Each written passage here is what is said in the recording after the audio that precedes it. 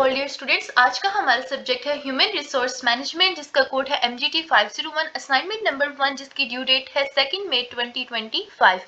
Graded assignment है आपकी और बहुत ही ज़्यादा आसान है। इसमें आपने मार्जिनल स्किल्स देखनी है कि कौन सी स्किल कौन से क्वेश्चन के साथ बिलोंग करती है। 3 स्किल्स हैं, टेक्निकल, ह्यूमन, इंटरपर्सनल और तीसरी है कॉन्सेप्चुअल स्किल्स। इससे पहले कि मैं आपको इसके आंसर्स प्रोवाइड करूं, मैं चाहूंगी कि इनके रिलेटेड आपको थोड़ा बहुत इंफॉर्मेशन भी हो, ताकि ये आपके मिड टर्म की प्रिपरेशन के लिए भी साथ आप इसको लेके चलो, क्योंकि मिड टर्म की प्रिपरेशन आप अभी से स्टार्ट कर लेंगे तो ये आपके लिए ज़्यादा बेनिफिशियल रहेगा। सबसे पहले हम देखते हैं कि ये जो 3 स्किल्स हमें दी की हैं ये हैं क्या। तो अगर हम यहाँ देखें तो यहाँ इलादा से मैंने आपके लिए लिख के रखा है, ये हमारे पास असाइनमेंट का क्वेश्चन है और आपने देखना है।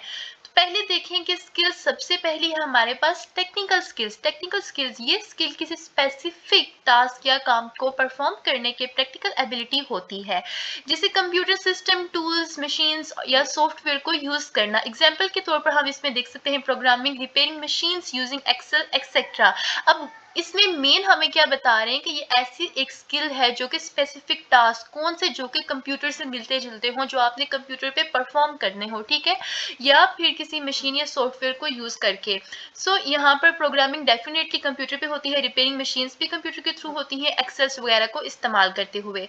उसके बाद हमारे पास दूसरी स्किल आ जाती है ह्यूमन या इंटरपर्सनल स्किल्स। ये स्किल लोगों के साथ इफेक्टिवली कम्युनिकेट करने, कोऑपरेट करने और लीड करने के लिए ये सलाहियत होती है। टीम वर्क, लिसनिंग और कॉन्फ्लिक्ट रेजोल्यूशन इंक्लूड होते हैं। एग्जाम्पल के तौर पर कम्युनिकेशन, टीम वर्क, एम्पैथी। अब यहाँ पर इंटरपर्सनल और ह्यूमन स्किल्स से आपने ये याद रखना है कि ऐसी स्किल्स जो कि अब कम्युनिकेशन डेफिनेटली ह्यूमंस के बीच में ही होती है, कंप्यूटर के बीच में तो होती नहीं है। टीम वर्क ह्यूमन से रिलेटेड होगा, एम्पैथी एक्सेट्रा तो ये ह्यूमन से रिलेटेड होगा, ठीक है।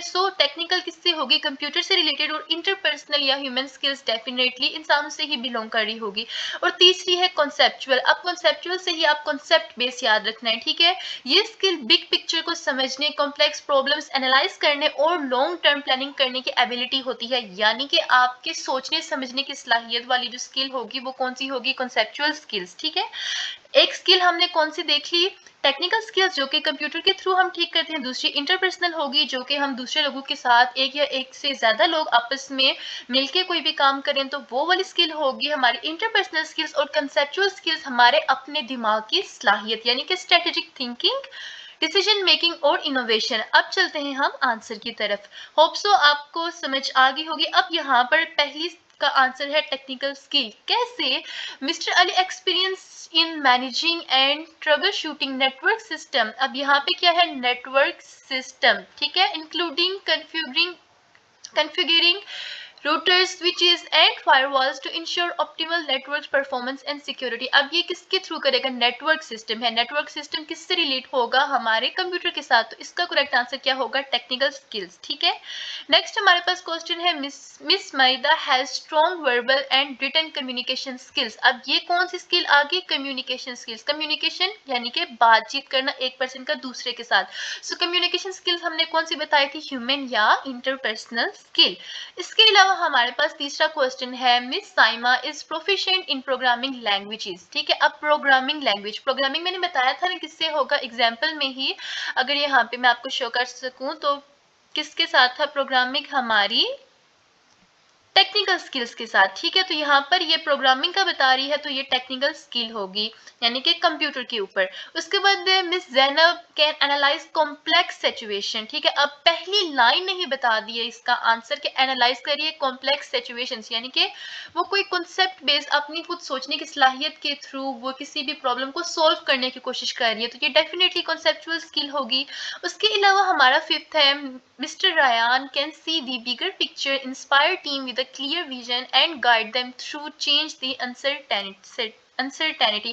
अब यहाँ पर मिस्टर रयान क्या कर रहे हैं कि वो अपना कॉन्सेप्ट लगा रहे हैं, पिक्चर को देखने की कोशिश कर रहे हैं और लोगों को समझा रहे हैं कि आपने इसको कैसे करना है। Inspire team with a clear vision, ठीक है, अपने कॉन्सेप्ट के थ्रू, ठीक है, उसने एक पिक्चर देखी है और उसको अपने कॉन्सेप्ट के थ्रू दूसरों को सिखा रहा है। तो ये कौन सी होगी? Conceptual skills, that's it was too easy. So यहाँ पर आप देख लें कि एक्स्ट्रा इसमें यही प्रोवाइडेड है कि आपने ये ज़रूर देख लेना।